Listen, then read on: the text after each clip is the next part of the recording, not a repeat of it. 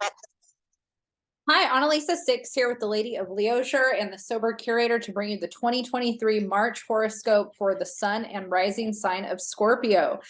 We are currently entering a season full of a lot of astrological shifts. So we have been in kind of this holding pattern with certain energies that are kind of finally moving away from where they've been. So it's kind of a weird way of saying that, but March is a big month. March is a big month astrologically. We always start March out in Pisces season. So we're in Pisces season right now. And there's a lot of energy happening in Pisces this season. So we'll talk about where it's hitting for you, Scorpio, and some of the ways that you can harness Pisces in your life. But before we get too much into Pisces and some of the energy happening in Pisces, we're going to talk about what's happening right now in the sign of Aries, because we've got a lot going on in Aries. And it's kind of bringing all of our energy there. So let's talk about how that's impacting you. So Aries is cardinal fire, and it's the other sign besides yourself, Scorpio, that's ruled by the planet Mars. And so you and Aries share that in common, but Mars energy manifests differently for both of you. The Mars Pluto journey that Scorpio has, because Scorpio's got Mars and Pluto as its rulers, is a lot more internal and under the surface, and kind of more about this, what is it called that I'm thinking of, primordial fire energy is what Scorpio has. And it's a water sign. Scorpio is fixed water, but a lot of people will be like, well, I feel Scorpio is fiery, and it does. It has a fire quality. It's got three tiers: the Scorpio, the Eagle, and the Phoenix. And so our Mars journey through Scorpio is very transitional, transformative, and the way that energy kind of gets worked through is similar but different. In Aries, Aries has more to do with our relationship to identity and self, and the egoic self, but also the deeper self that we have a relationship with. Scorpio, I would say, is a little bit more the deeper self journey, and Aries is kind of like, okay, I am who I am in this external form and internally in this personality. It's very personality focused. It's not so much subconscious. I would say Scorpio is more of a subconscious theme, and Aries has more of a personality theme. And Mars kind of, functions in whatever way, to kind of aid in that. If you hear a lot of grunting that's distracting the hell out of me right now, it's my bulldog, who I've been playing fetch with for the past 20 minutes, but it doesn't seem like it's enough for him ever. He's a little ball obsessed Frenchie, and he's a senior, but that hasn't slowed him down. So the reason why we're talking so much about Aries is because starting out March, we have 5 celestial bodies in Aries right now. We have a Venus, Jupiter, and Chiron conjunction today. It's March 2nd when I'm doing this video. And we have Vesta and Juno also in Aries. So there's 5 celestial bodies in Aries. And the area that it's hitting for the Scorpio horoscope has to do with your health and your daily routines. And so, Aries is prone to headaches. Mars dominant people are prone to headaches. So Scorpio and Aries tend to share that. And if you're somebody that has Mars in your chart in a specific placement that sometimes enhances that, or even Mercury in Aries, if you're somebody with Mercury in Aries, sometimes people with Mercury in Aries are also more prone to headaches. And so that's something that could be happening right now. You could easily be overworking or overstressing yourself out. And if so, it's going to manifest into pain in the body in that way. And where it's hitting in the chart is your health. And so doing things that are good for your mental and your brain, your actual brain health, is going to be really constructive for you during this time. Jupiter and Venus and Chiron are all here to kind of help you heal your relationship to your daily routines and your structure in your life. And are you doing things that cultivate health? Are you doing things that cultivate mental health? Aries can be really reactive and kind of impulsive. And sometimes spontaneity can kind of come out of that in a way that can bring us joy and happiness and fulfillment. And so there could be this side where Venus and Jupiter are bringing more of a need for that, a need for spontaneity and joy. But then you also have to be careful to not burn out or overdo or make a decision that you regret later with the impulsivity of Aries.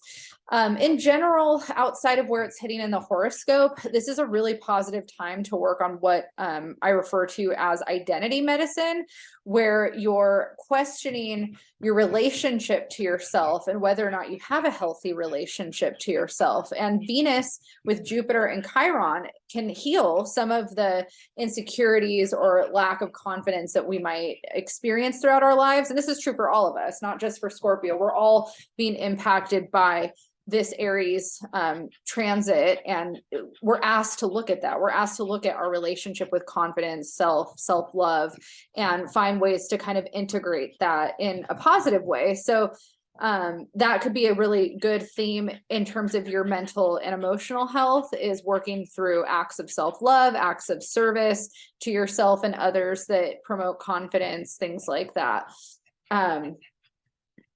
My dog is so cute right now. I just really, here, I'm going to try to see if I can lure him. Come here. Come on.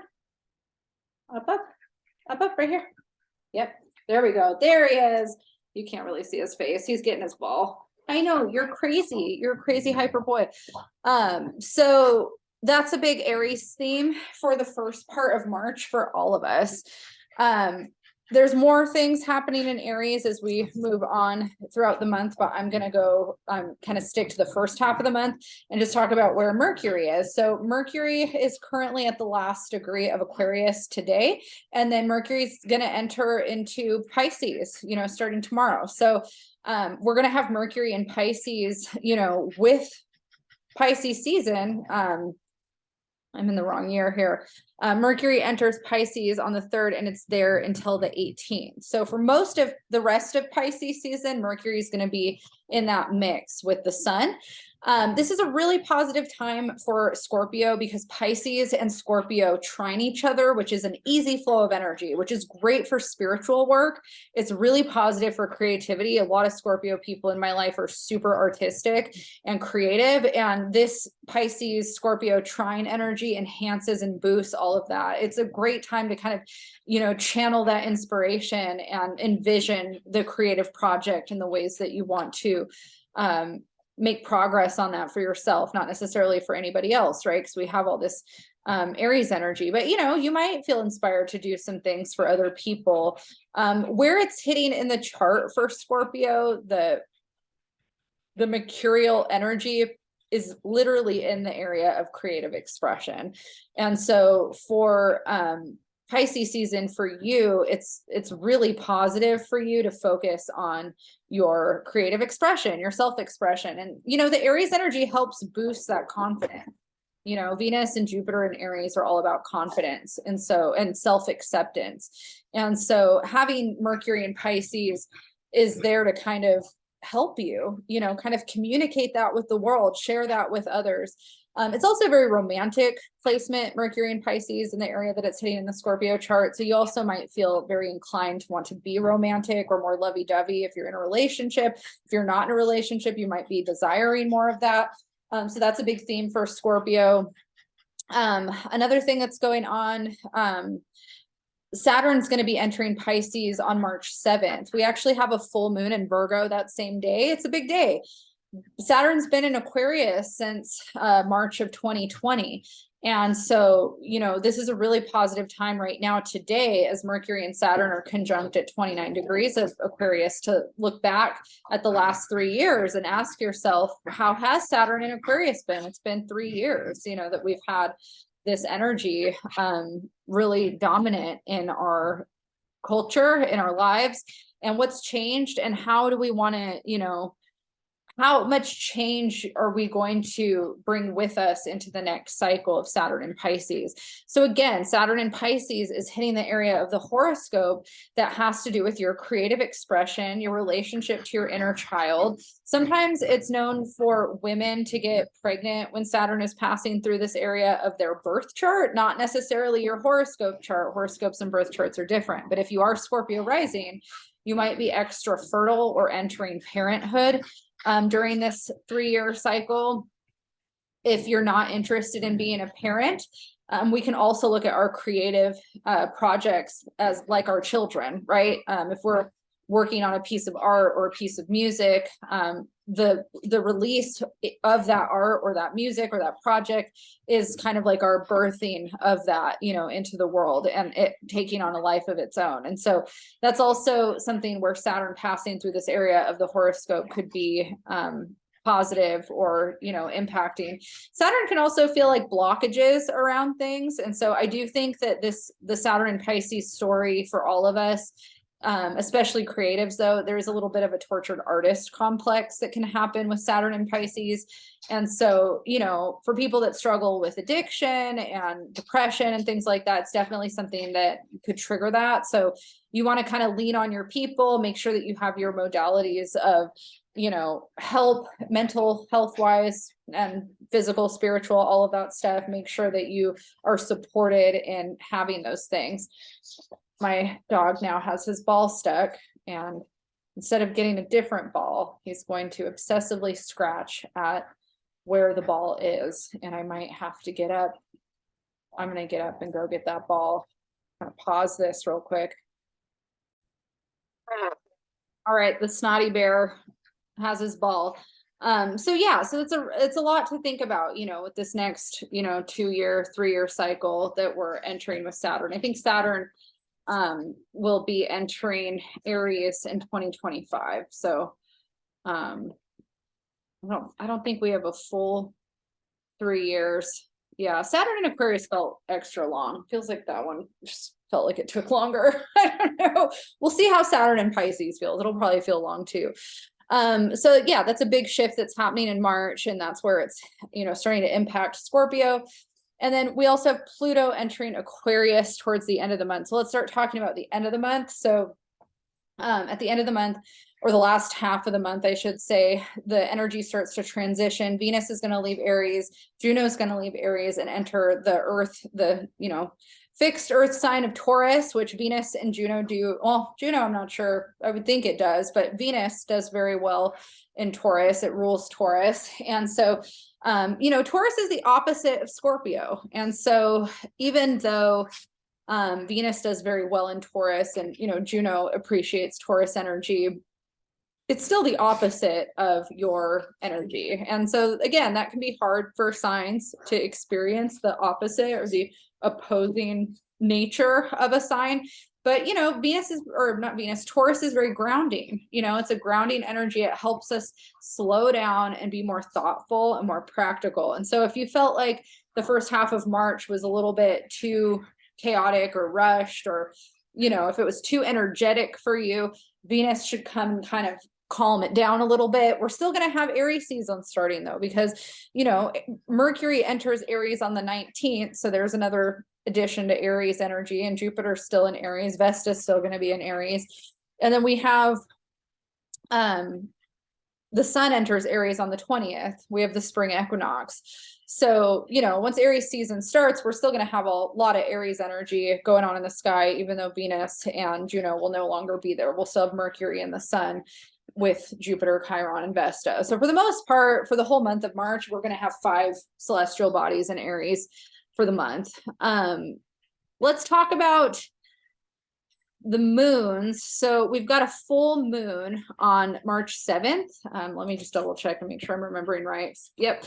It's at 16 degrees Virgo. And so where that's hitting in the Scorpio chart has to do with your groups, your friendship circles, the people that you socialize with, your social circle, or any kind of organizations or groups that you associate with. And, you know, this is a great time to enjoy that about your life. Maybe you feel extra social during this full moon. In general, the Virgo full moon is really good for getting things done and being kind of, you know, practical and organized and structured around the things that you need to do. But, you know, since it's hitting in a social part of your chart, I mean, you might find yourself, if you are in a working dynamic where you're kind of friends with the people you work with, but you're also responsible for managing them or kind of organizing things. You might feel like you're doing that somewhat, or that maybe you're of service or help with the people that you're, you know, in that dynamic with, because Virgo likes to be of service, likes to help, likes to problem solve. You know, maybe you end up being the problem solver for a bunch of your friends during the full moon on March 7th, when Saturn's entering Pisces too, and you want to feel lovey-dovey and connect with everybody. You know, that could be something there, but it's a good networking energy. It's good for kind of solidifying plans or things that you want to do.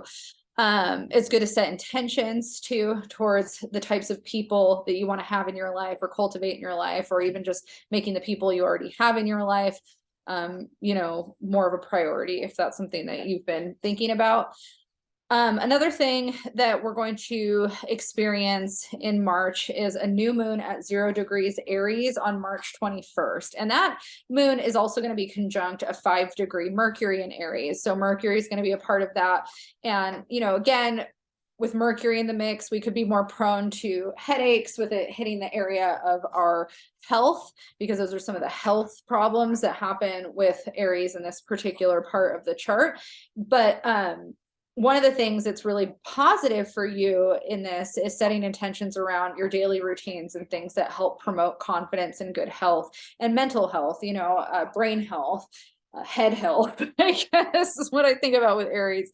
I don't have any Mars dominant people in my life that aren't prone to some form of headache. It's kind of wild. And it's unfortunate that that might be a little elevated during this time if you're not doing things that, you know, promote rest and relaxation, because, you know, stress can be a cause of that stuff. Dehydration, blown out nervous system, overloading your sugar. You know, sugar can be something that's really common for people with chronic headaches. And so, you know, there's so many ingredients in things that contain sugar or other kind of weird processed stuff that we just don't even think about. Even alcohol, you know, like if you're somebody who still drinks, I mean, a lot of this stuff is posted on things catered more towards people in recovery. But if you're somebody that still drinks, you know, a lot of alcohol, especially wine, has sugar, and even NA drinks, you know, I mean, if you're somebody that's like a huge NA cocktail buff or likes to get NA mixers, a lot of that stuff has sugar in it, you know? So